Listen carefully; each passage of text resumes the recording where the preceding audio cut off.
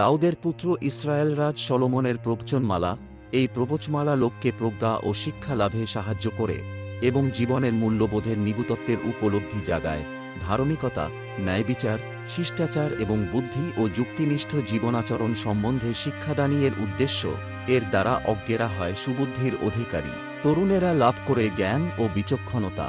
এই প্রবচনমালা জ্ঞানীর ও পাণ্ডিত্য বৃদ্ধি করে ধীমানকে দেয় পথের নির্দেশ, দান করে এই প্রবাদ বাক্য, রূপক, প্রাজ্ঞবচন ও রহস্যময় উক্তির মর্ম বোঝার দক্ষতা। ঈশ্বরভক্তি প্রজ্ঞার প্রথম সোপান, কিন্তু মূর্খেরা অবজ্ঞা করে প্রজ্ঞা ও হিতোপদেশ।